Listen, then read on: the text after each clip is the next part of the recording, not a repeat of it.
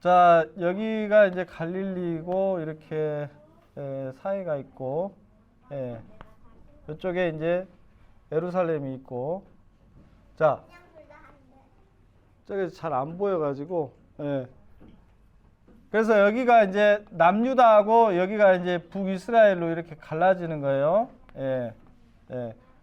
그러니까 이 다윗 왕조와 솔로몬 왕조 때는 여기가 이제 하나였어요. 하나. 통일 왕국이었는데 이제 솔로몬이 지나친 세금 징수하고 정말로 너무 노역이 심해가지고 이제 결국에는 이제 그 10지파 위에는 10지파예요. 여기는 10지파. 그리고 여기는 2지파인데 거의 유다 지파라고 볼 수 있어요. 유다하고 어딜까요? 유다 지파하고 같이 이렇게 했던 지파가 어디예요? 여기가 이제 베냐민 지파. 베냐민 지파하고 2지파만 남겨놓고 위로 다 올라갔어요.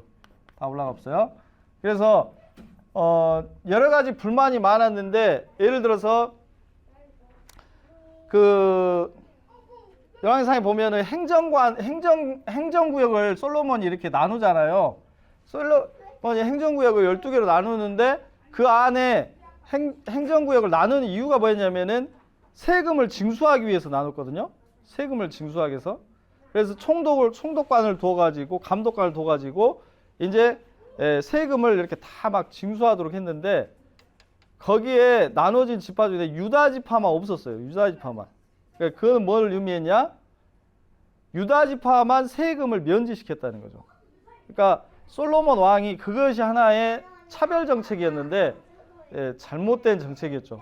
그래서 나머지 지파들은 불만이 쌓여가는 거예요. 세금 자기들은 걷어가면서 유다 지파는 면제를 시켜본 거예요.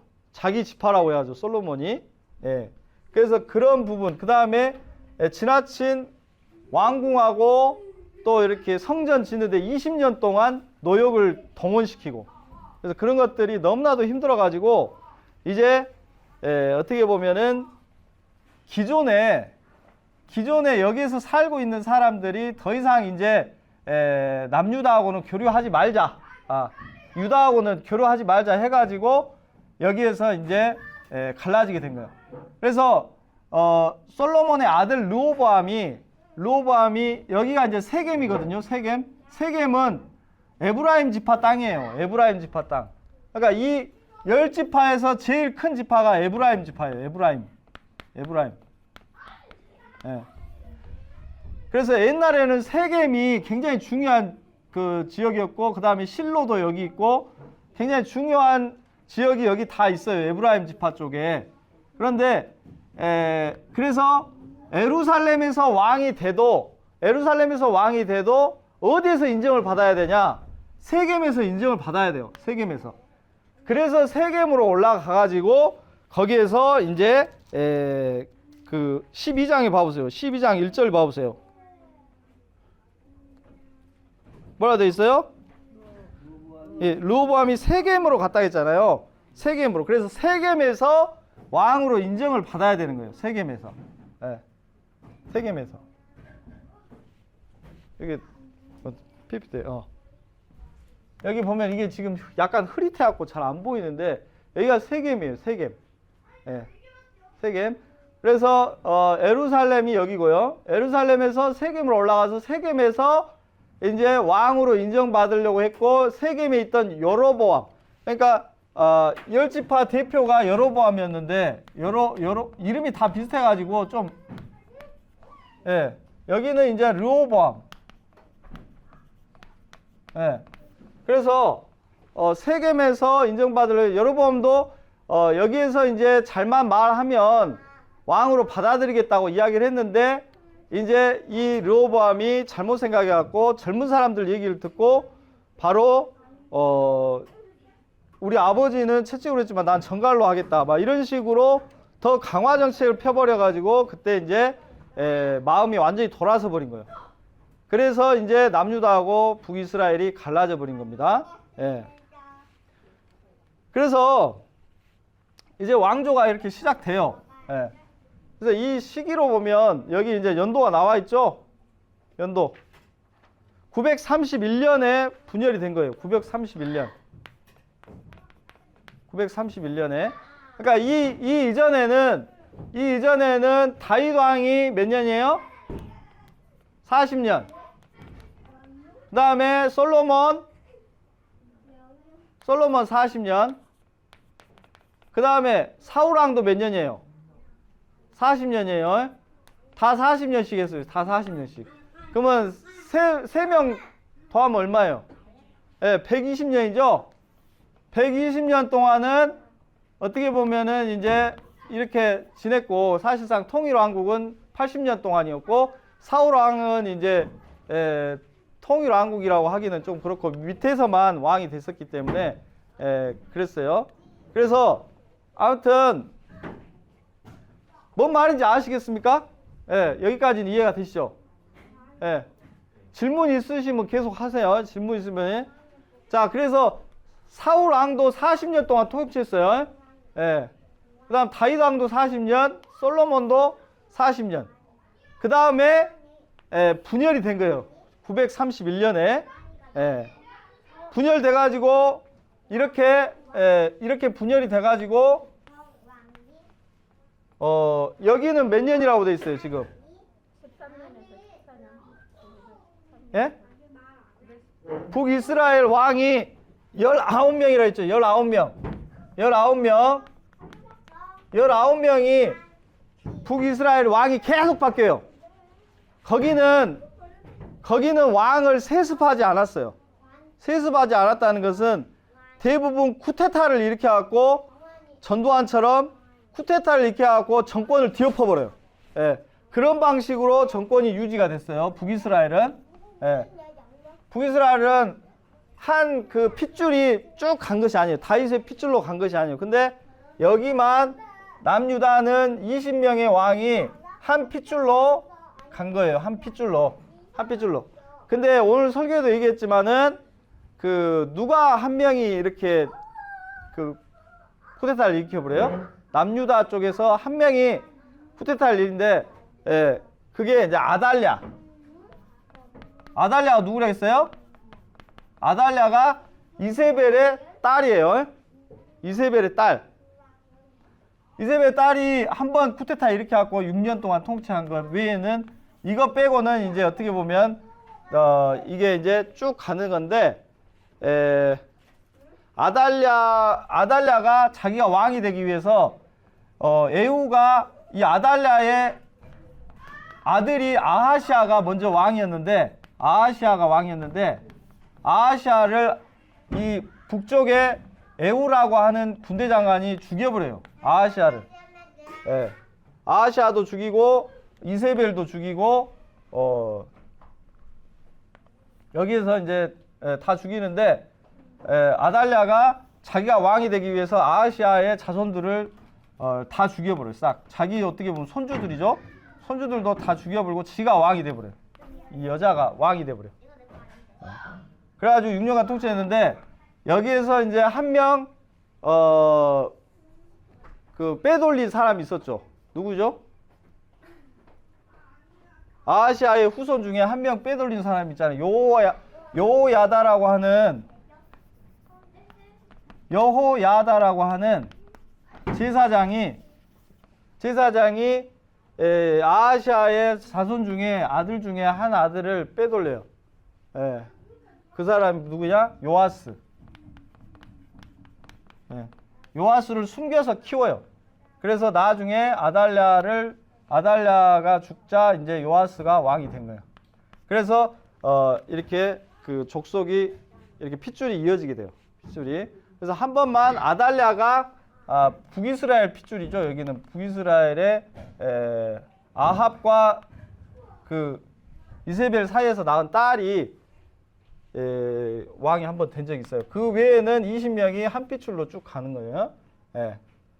그래서 사실은 그 마태복음의 유대 족보에 보면은 거기에도 아달랴부터 시작해갖고 4명이 빠져 있어요. 4명이. 예. 아합의 핏줄이라고 해가지고 그게 이제 빠져 있습니다. 이 마태복음 족보에도 빠져 있어요. 그만큼 하나님께서 이 왕들은 인정하지 않는다는 거예요. 예. 아무튼 그런 게 있어요. 근데 여러분들이 성경을 그렇게 잘 봐야 돼요. 잘 봐야 되는데 저도 목사들 중에 엄청 많이 보는 편이기 때문에 사실은 이제 제가 이야기하는 것들은 목사들도 몰라요. 예, 사실은 거의 신학교 수준으로 제가 이야기하고 있는 건데 그래서 좀 이렇게 너무 깊이 들어간 면은 없잖아 있는데 어쨌든 이 정도는 알아야 돼. 왜냐하면 성경만 갖고 이야기하는 거기 때문에 제가 다른 거 이야기하는 게 아니고 성경만 갖고 이야기하는 거거든요. 지금. 예. 자, 그래서 여기는 계속 어떻게 된다 했어요? 바뀐다 했죠? 계속 바뀌어요. 쿠데타로 인해서. 자, 그래서 여기도 보면 북이스라엘은 그래도 이제 바뀌긴 바뀌어도 몇 번의 왕조가 있어요. 예. 여로보암의 아들이 나답이고, 예, 이 정도로. 근데 바하사는 아니고, 바하사하고 또 쿠데타 일으켜버려요. 바하사가. 벨라, 시므리까지 또 계속 쿠데타 일어나고, 그 다음에 오므리가 또 쿠데타 일으켜가지고, 또, 정권이 바뀌고. 그래서, 근데 오므리 왕조가 이렇게 쭉 나와요. 오므리 왕조가. 그래서 오므리, 아합, 아하시아, 요람, 예, 여기까지. 이 4명이 같은 왕조예요. 같은 왕조고 그 다음에 에후가 군대 장관인데 반란을 일으켜가지고 이세벨 죽이고 아합도 죽이고 다 죽여서 결국에는 이제 물론 이제 아합은 그 길라 라몬 전쟁에서 이렇게 죽게 되죠. 예.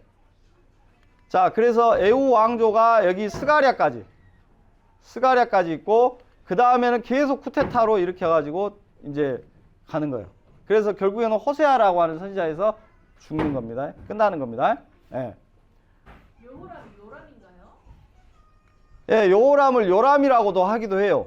근데 여호람이 여기에도 있고 이쪽에도 있고 좀 많이 헷갈려요. 여기도 아하시아가 있고 여기도 아하시아가 있고 여러분들이 이거 여호람 여기 있죠? 여호람도 있고 그래서 이름이 비슷한 게 많아요.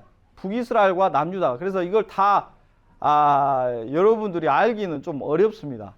저 같은 경우는 누가 누군지 구별이 다 돼요. 예. 저 같은 경우는 이 아하시아는 지금 열왕기상 마지막에 등장해서 열왕기 하 초반에 나옵니다.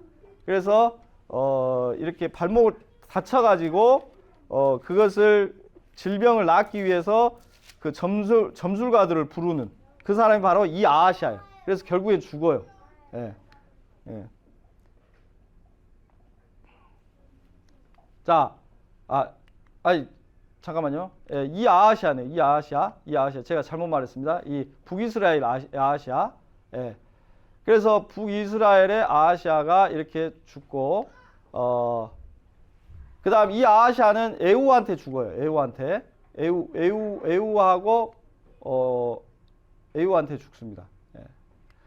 자, 그런 얘기들은 여러분들이 구체적인 얘기들은 성경을 다 읽어보면서 그렇게 해야 됩니다. 그 다 기억하기는 어려워요, 사실은.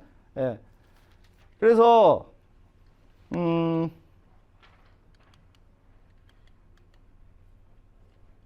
자, 여기서 이스라엘이 이렇게 나눠진 거예요. 예. 이렇게 나눠져 가지고 이렇게 보내게 되는데, 자, 여기서 보면은 여기가 시돈이잖아요. 시돈. 여기가 시돈이고 여기가 두로예요. 두로.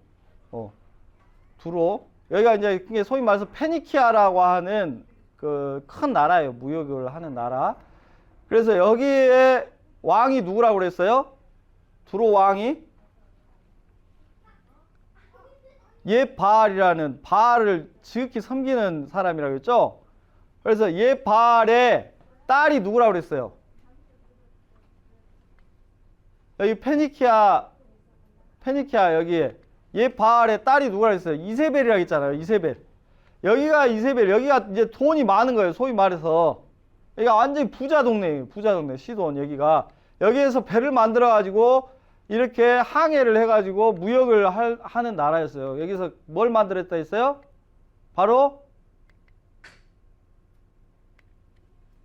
여기에서 알파벳이 만들어진 거예요. 최초의 영어 알파벳.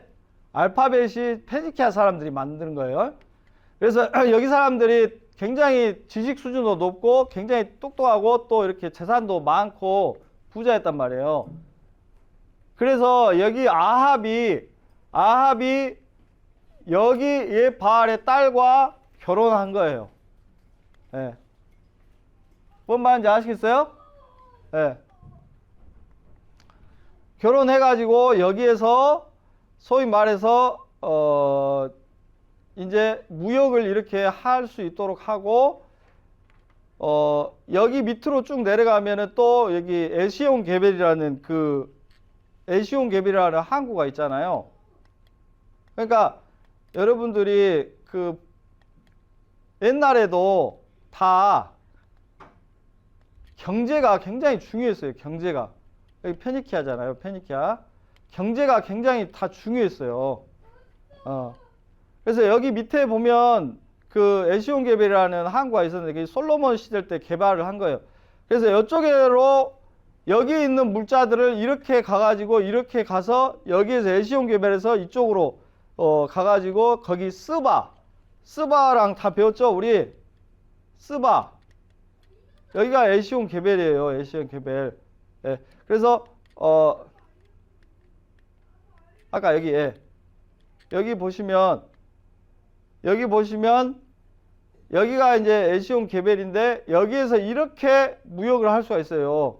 여기가 스바가 여기 예멘 지역이 스바예요. 예. 그다음 오빌도 이쪽에 있고 여기는 에티오피아 구스. 예. 그래서 구스 온 땅에 둘렀다 그런 말이 있잖아요.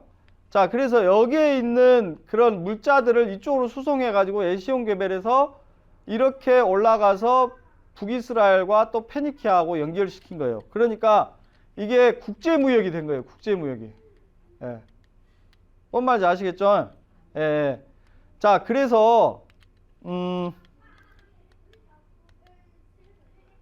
북왕국 이스라엘이 굉장히 부해진 거예요. 굉장히 이제 나라가 왕성해져요. 남유다는 쪼그라들어갖고 완전히 이제 반쪽돼 가지고 거의 힘도 없고 완전히 이게 아합의 거의 시종하고 다름없어요. 예. 성경을 읽어보시면 아시겠지만은 근데 성경은 조금 이렇게 남유다 중심으로 이야기를 해요. 왜냐하면은 성경의 이야기는 신앙의 이야기이기 때문에 하나님을 어떻게 섬기느냐 그것이 달려있기 때문에 예. 그래서 남유다가 굉장히 거대한 왕국으로 생각하는데 남유다는 실제로 역사적으로 보면은 굉장히 수도 적고 굉장히 힘이 약해요. 근데 아합 왕국은 이 오므리 왕국이라고 하거든요. 그래서 고고학적으로도 발굴이 돼요. 그래서 오므리 왕조, 오므리의 집, 뭐 이런 이야기들이 도울판이라든지 석비라든지 전승비라든지 이런데 나와요. 실제로 발견이 많이 됩니다. 남유다 이야기는 없어요. 고고학적으로 봤을 때는. 그러니까 그만큼 북이스라엘이 크고 강했다는 얘기예요. 예, 크고 강했어요. 그래서 여기에서 이제 물자를 발현해갖고 이렇게 해갖고 이렇게 이쪽으로 해갖고 남유다 피해가지고 무역을 한 거예요. 그래서 이쪽에 교통의 요충지가 있었어요. 그 도시가 뭐였냐? 길앗 라못이었어요. 길앗 라못. 예. 라못 길앗. 여기 길앗 라못. 그래서 여기를 차지하기 위해서 굉장히 전쟁을 많이 해요. 여기는 원래 북이스라엘 땅이기도 했지만 아람이 차지하고 있었거든요. 아람이 차지하고 있었기 때문에 아람과의 전쟁이 이렇게 굉장히 잦았어요. 예. 아람과의 전쟁이. 예. 그래서 아합 왕이 어디에서 죽냐? 길라 라못 전쟁에서 아합 왕이 죽게 돼요. 아합 왕이. 예. 예. 자, 그렇게 해서 되는데, 자, 성경을 한번 봐봅시다. 이제 성경을 보셔야지 여러분들이 알 수 있으니까요. 예. 자, 성경을 이렇게 다 일일이 다 볼 수는 없고 쭉 여러분들 한번 봐보시겠습니다. 자, 자, 이렇게 아합 왕이 원래는 여기에서 보면 원래는 사마리아가 수도가 아니었어요. 북이스라엘 수도는 이 밑에 있는 디르사라고 하는 곳이었는데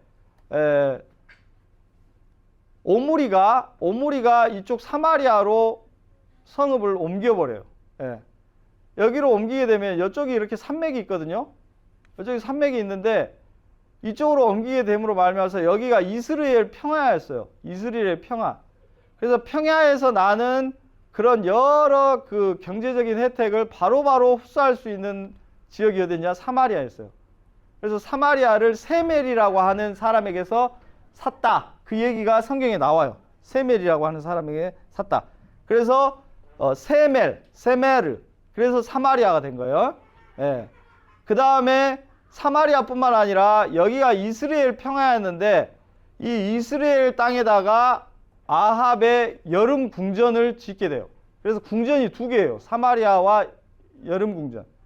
그 정도로 이 아합이 굉장히 정치를 세속적으로 봤을 때는 굉장히 잘하고 경제적으로도 엄청나게 흥왕하게 됩니다.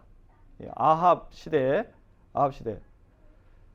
그래서 여기에 이제 또 강이 있기 때문에 물도 해결이 되고 여러 가지로 사마리아가 굉장히 군사적 요충지도 되고 좋은 곳이. 그래서 이후로는 북이스라엘 수도가 무조건 이제 사마리아로 계속해서 이어지게 돼요. 예. 그래서 남유다와 북이스라엘은 끊임없이 초기에는 전쟁을 합니다. 그래서 우리나라가 38선이 확정되기 전까지는 계속 전쟁을 했잖아요. 그와 마찬가지로 여기에서도 바하사라든지 이런 사람들이 전쟁을 일으켜서 땅을 베델까지 먹기도 했지만은 다시 또 북이스라엘 왕이 또 쳐들어왔고 여기까지 해가지고 여기를 이제 경계선으로 확정을 짓게 돼요.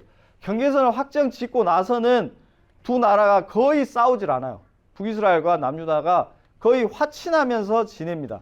그래서 북이스라엘이 또 위험에 처하면 남유다가 가서 도와주고 남유다가 위험에 처하면 북이스라엘 와서 도와주고 원래 같은 형제이기 때문에 남북한이 이렇게 그 이후로 초기에만 좀 싸웠지 나중에는 거의 화친합니다. 그래서 여호사밧이 왕일 때 남유다가 여호사밧 왕이 굉장히 하나님을 잘 섬겼거든요. 그때 아합 왕하고 교류가 엄청 잘 됐었어요. 아합 왕하고. 예. 그래서 근데 주도권은 누가 지고 있었냐? 아합 왕이 지고 있었어요. 아합 왕이.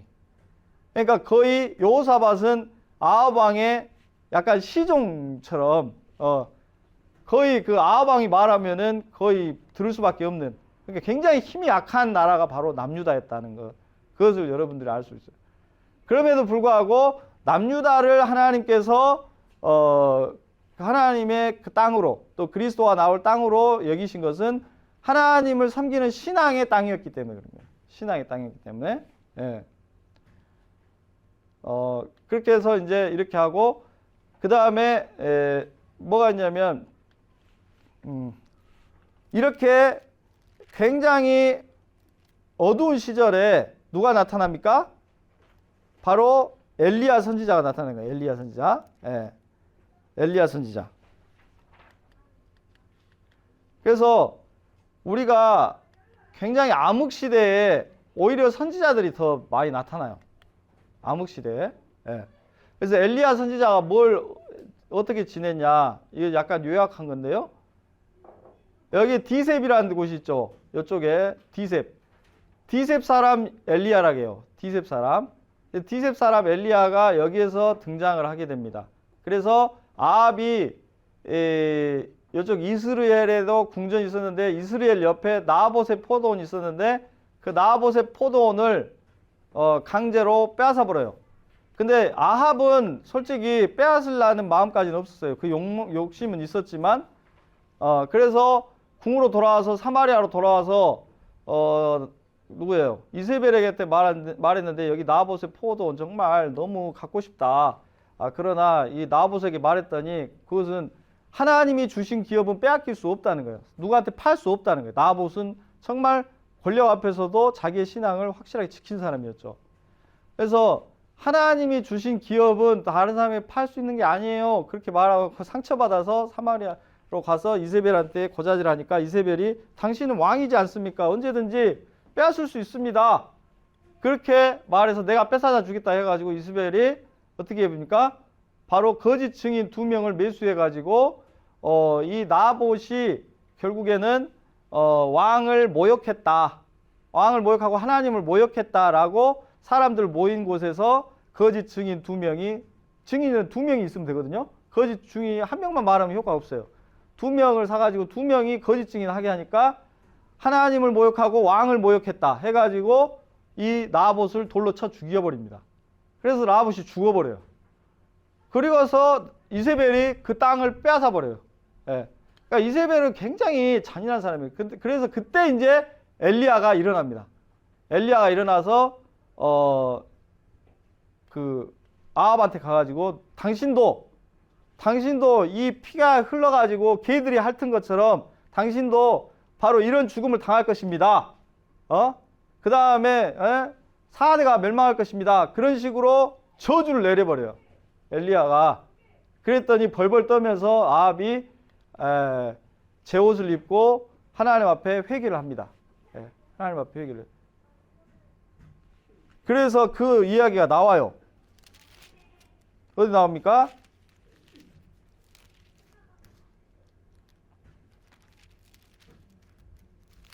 자, 엘리야의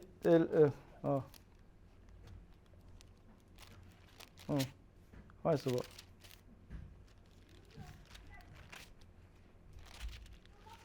어디 갔지?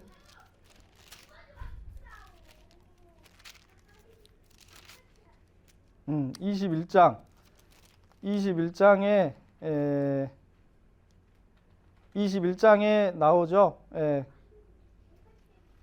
21장에 이렇게 죽게 된다고 했을 때 27절에 보면은 아합이 이 모든 말씀을 들을 때 그의 옷을 찢고 굵은 배로 동이고 금식하고 굵은 배에 누우며 또 풀이 주고 다니더라. 그렇게 나오죠.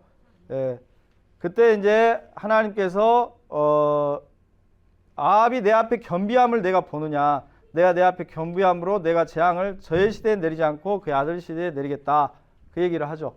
그러니까 뭐예요? 그 아합은 여러 가지로 나쁜 짓을 많이 했어요. 많이 했는데 그럼에도 불구하고 약간 그 뭐랄까 그 어중간하게 하나님을 섬기는 그런 사람이었어요. 어중간하게. 그래서 회개는 하긴 했어요. 진심으로 한 것 같아요. 그래서 하나님께서 용서를 하셨겠죠. 진심으로 했는데 또 다시 또 이제 그런 그 자기 그걸로 돌아가죠. 그래서 이제 결국에는 또 애매하게 죽어요. 아합이 애매하게 죽습니다. 그러니까 미가야라고 하는 선지자가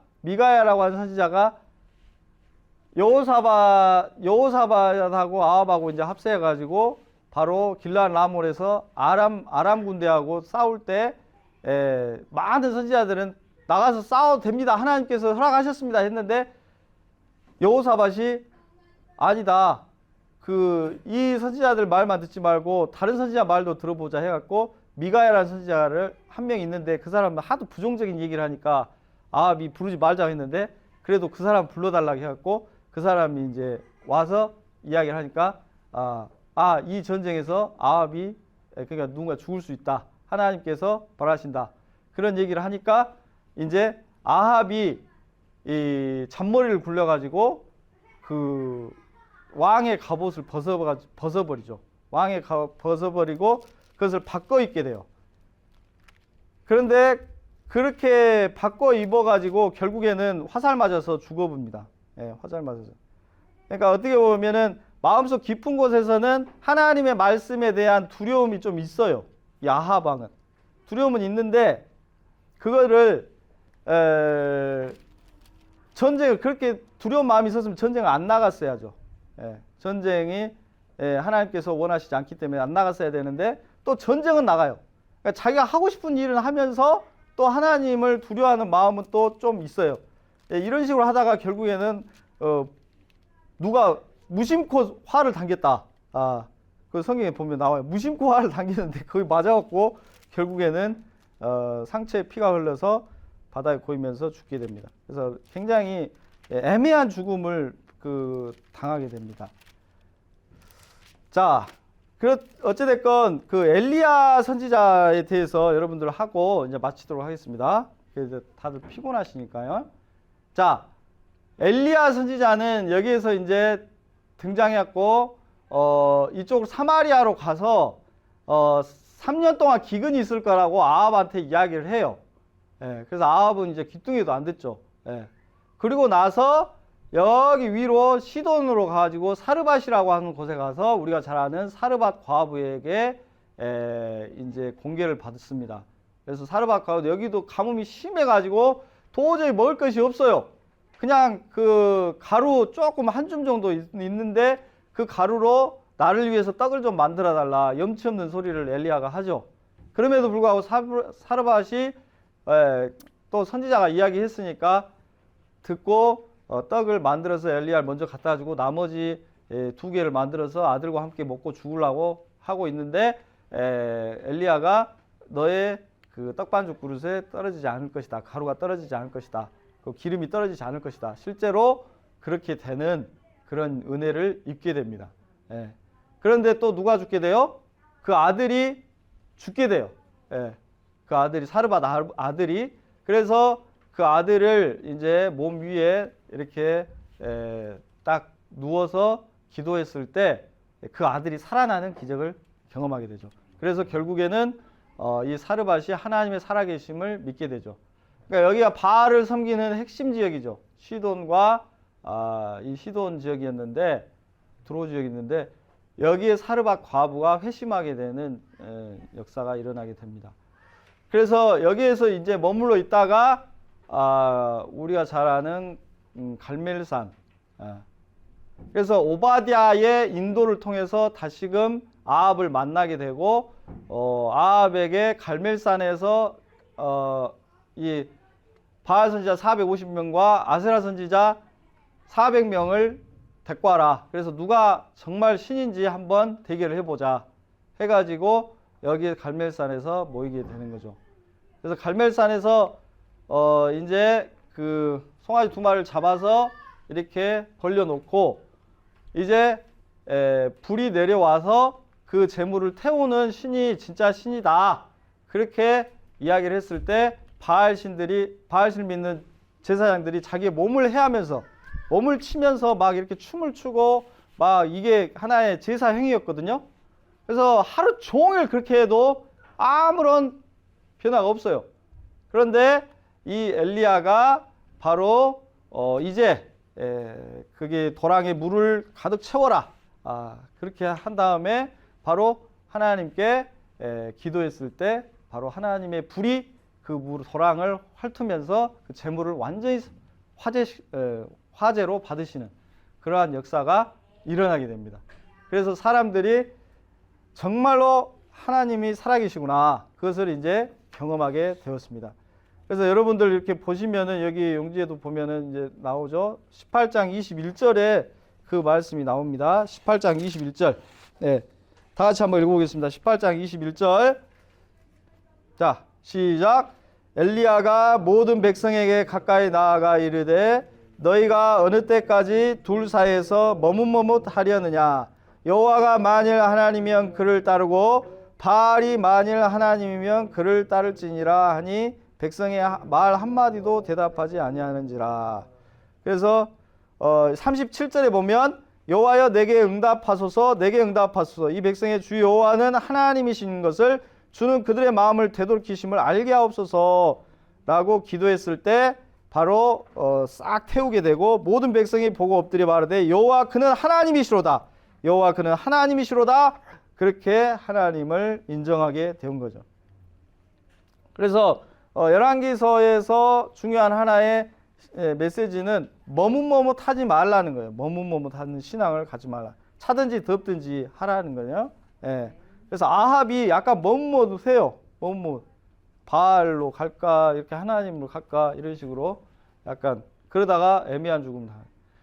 하여튼 그렇게 한 다음에 갈멜산에서 이제 가뭄이 이제 그치게 되죠.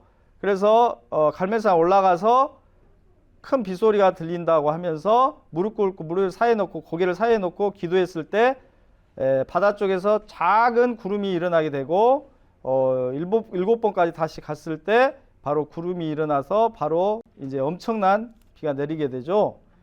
그래서 아합이 이제 이스라엘 궁전으로 도망가는 거예요. 이제 그때 바로 이스라엘 궁전 여름 궁전이 여기 있었어요. 수도는 여기고. 그래서 엘리야가 이제 그 하나님의 성령의 감동을 받아가지고 그 아합 마차보다 더 빨리 달리게 되는 그런 역사가 있었다. 그 말씀이 나옵니다. 그래서 이제 그랬는데 이 소식을 들은 이세벨이 이제 엘리야를 죽여야 되겠다 해갖고 엘리야를 죽이려고 하니까 엘리야가 이제 이쪽으로 도망간 거예요. 여기가 부엘세바예요. 남유다에 있어요. 부엘세바는 여기까지 내려간 거예요. 여기까지 부엘세바. 부엘세바에서 광야로 나가서 이제 사화는 멈춰놓게 하고 로뎀나무 아래서 죽기를 간청하는 이 엘리야. 그래서 엘리야가 이제 40주 40야를 호렙산으로 쭉 내려간 거예요. 그래서 하나님을 이제 만나게 돼. 호렙산에서. 그래서 후임자를 세워라. 하나님께서 말씀하시기를 이제 엘리사에게 기름 붓고 또 다메섹에 가서 하사엘에게 기름 부어라. 다메섹 하사엘 아람 왕 하사엘에게 기름 부어서 아람 왕이 되게 하라. 그러니까 하나님의 통치는 이스라엘만 국한된 게 아니라 뭐예요? 세계, 전 세계에 국한돼 있어요. 예. 그래서 그것에 대해서 이제 이야기를 할 수 있고, 그 다음에 이제 무릎 꿇지 않는 바알에게 무릎 꿇지 않는 7천 명이 있다. 바알에 입 맞추지 않은 사람 너만 있는 것이 아니다. 그 얘기를 이제 엘리야에게 한 거예요. 그래서 엘리야가 이제 엘리사를 부른 거죠. 엘리사를. 그래서 엘리사가 그 당신의 영감의 갑절을 나에게 주소서 그런 얘기를 하잖아요. 근데 이제 그 갑절이라고 하는 것은 그러니까 우리가 오해하고 있는데 그 많이 구하면 많이 주신갑다 그렇게 생각하는데 그게 아니고 장자 상속을 이야기하는 거예요. 장자 상속. 이건 유대인들 그 문화인데 이렇게 세 명이 있으면 세 목이 있으면 두 몫을 장자에게 줍니다. 그 다음에 한 몫을 차자에게 주는 거예요. 이게 이제 두 개이기 때문에 갑절인 거예요. 갑절을 내게 주소서 하는 것은 나를 장자 상속으로 인정해 주십시오. 그 얘기를 하고 있는 거예요. 그러니까 엘리야도 엘리사도 소위 말해서 선지자잖아요. 그러니까 선지 학교를 운영하고 있었거든요. 엘리야는. 그래서 선지 학교가 있었어요. 선지 학교 생도들이 상당히 많았습니다. 그러니까 오바댜가 남겨둔 선지 생도만 해도 살려준 생도들이 100명이잖아요. 그것보다 훨씬 많았다는 얘기거든요. 그러니까 그 생도 중에서 상속을 받을 수 있는 장자 상속을 받을 수 있는 인정을 받을 수 있는 사람은 한 명이었는데 내게 갑절의 영감을 주소서라고 하는 것은 나를 장자 상속 그러니까 내가 당신의 그런 어떤 후임으로서 이 선지 생도들 중에서 앞에서 인정해 주십시오. 그 얘기를 하고 있는 거예요. 그래서 여기 여리고까지 선지 생도들이 엄청나게 따라옵니다. 마지막 엘리야가 여기 여리고 쪽에서 승천하잖아요. 엄청나게 따라와요. 그때 그 얘기를 했을 때 겉옷을 던지는 거예요. 그래서 겉옷을 받은 사람이 이제 장자 상속하는 거거든요. 그래서 그 겉옷을 가지고 요단강을 탁탁 내리치니까 요단강이 딱 이렇게 갈라지는 거예요. 그래서 우리에게 중요한 건 뭐냐면 내가 하나님의 자녀의 직분, 그 하나님의 그런 어떤 복음을 상속받은 사람이라고 하는 것을 아는 것이 굉장히 중요하다는 거예요. 예. 그거지 내가 다른 사람들보다 복을 2배나 받게 해주십시오. 약간 이런 기도는 아니었다는 거예요. 무슨 얘기인지 아시겠죠? 예. 그러니까 내가 하나님의 하나님의 은혜를 상속받는 그게 더 값진 거예요. 그게 더 값진 거예요. 그래서 여러분들이 그런 기도를 드릴 수 있기 바랍니다. 예.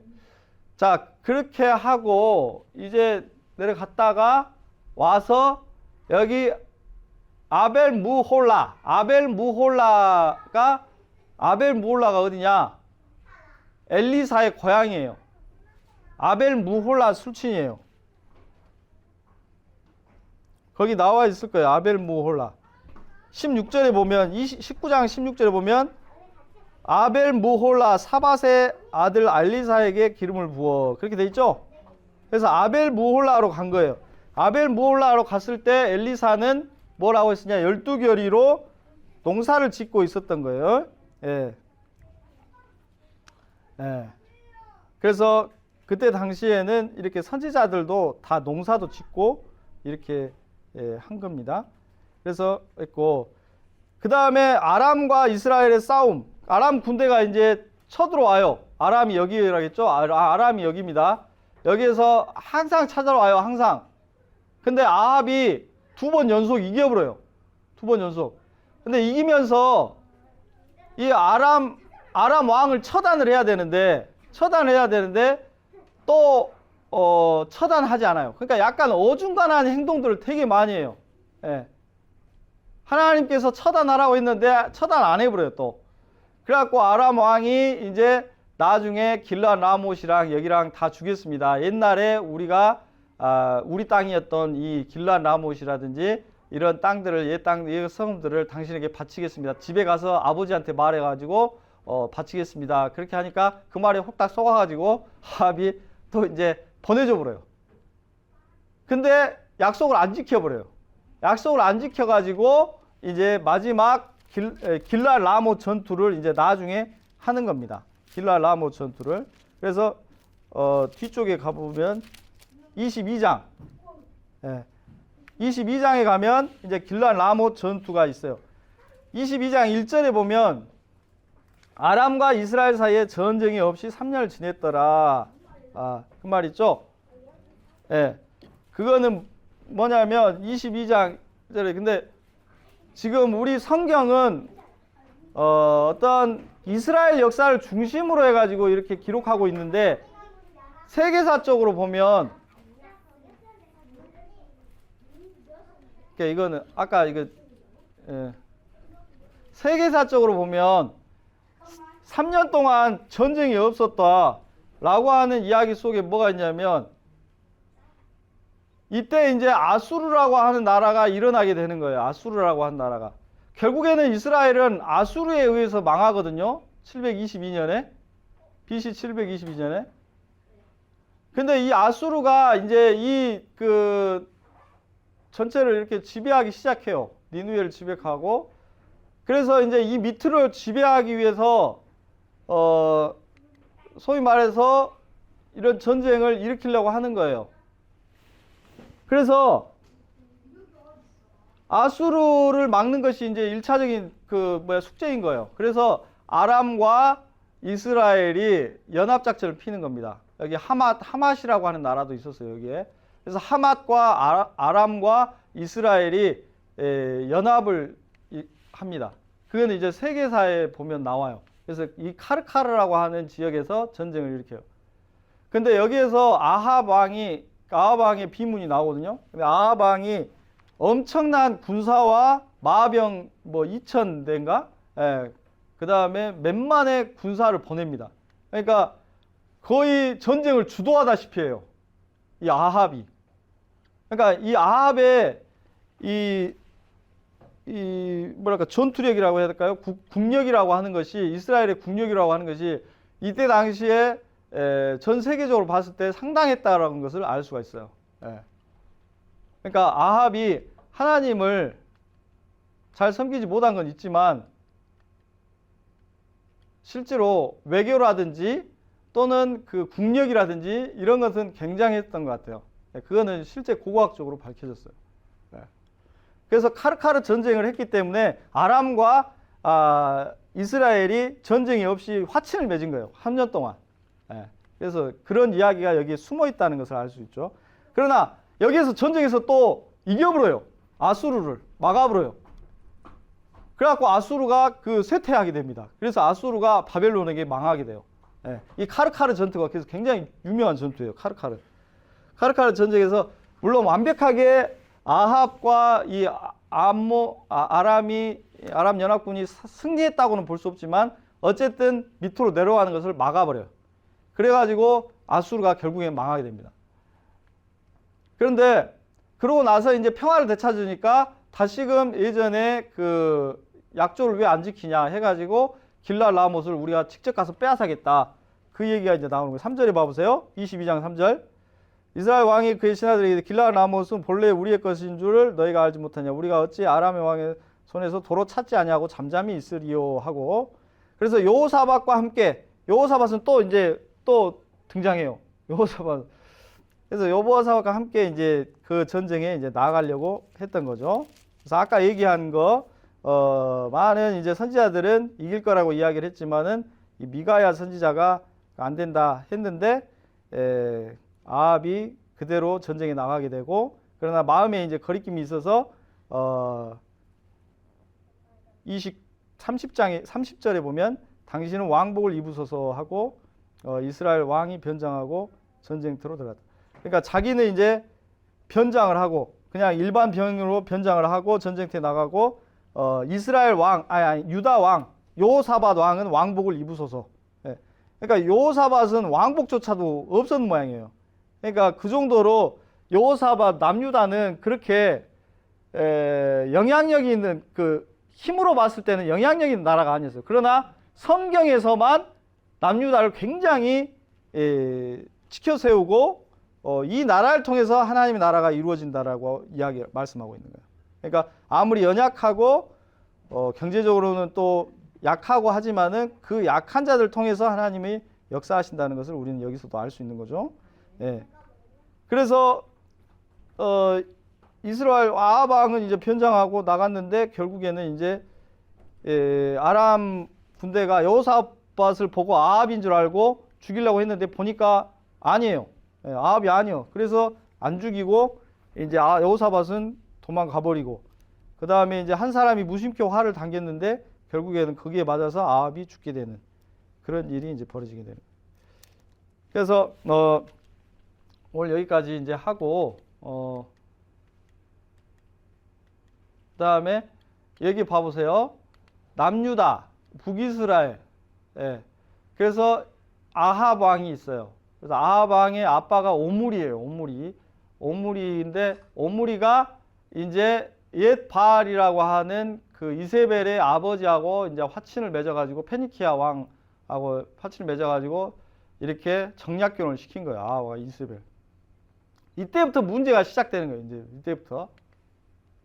그래서 아달랴를 낳아요. 아달랴는 7대라고 되어 있는데 여기는 남유다 왕이에요. 남유다. 4대, 5대, 6대, 7대. 남유다 왕 요람과 결혼을 한 거예요.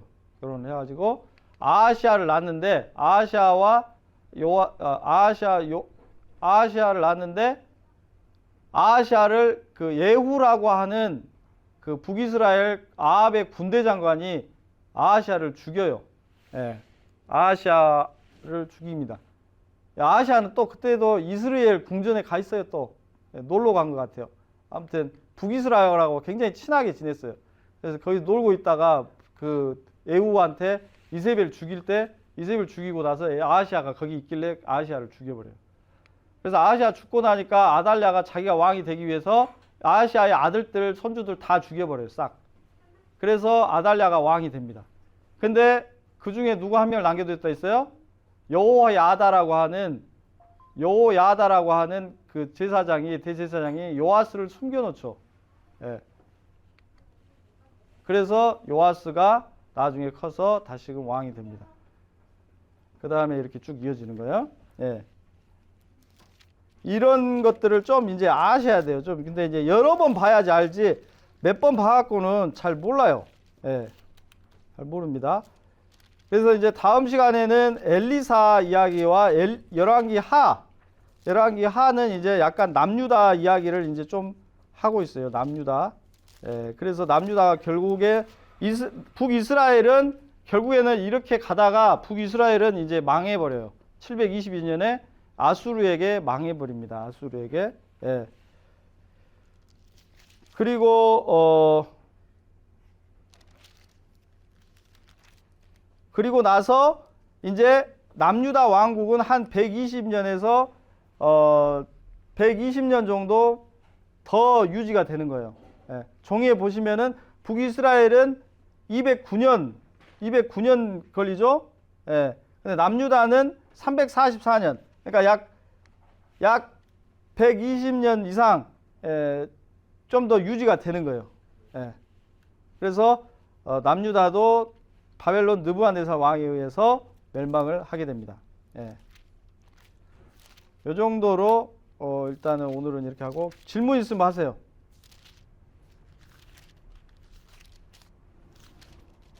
여기가 좀 어렵죠. 여기가 왕들이 막 이름도 비슷하고 좀 쉽진 않아요. 여기가. 예. 엘리야가 승천했잖아요. 예. 승천설이 특별한 의미가 있나요? 그 당시에 승천했다는. 그러니까 이제 그 엘리야가 승천했을 때 여기 보면은 그게 나오죠. 예. 열왕기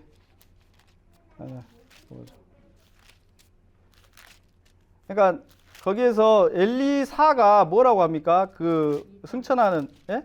열왕기 2장 말씀하시는 예, 2장에 보면 엘리야가 승천할 때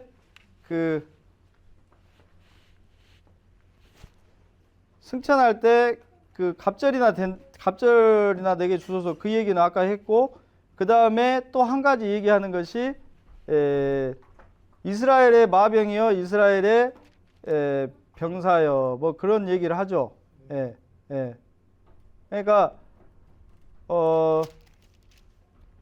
소위 말해서 이 이스라엘의 마병과 이스라엘의 군사는 누구였냐면 오히려 엘리야였죠. 엘리야가 군대였어요. 엘리야가. 그러니까 사실상 그 하나님의 군대라고도 볼 수 있고 실질적으로 이스라엘을 보호하는 사람은 하나님의 군대였다라는 것을 알 수가 있는 거죠. 그런데 이제 그 군대가 떠나가니까 그것을 보고 이스라엘의 군대여 이스라엘 마병이여 그렇게 이제 이야기를 한 건데 어찌됐건 이제 승천했다라고 하는 그 부분에 대해서는 뭐 여러 가지 신학적인 해석을 할 수 있지만은 구약 성경에서는 에녹이 하나님과 동행하다가 하나님께서 데려가심으로 이 세상에 있지 아니하더라.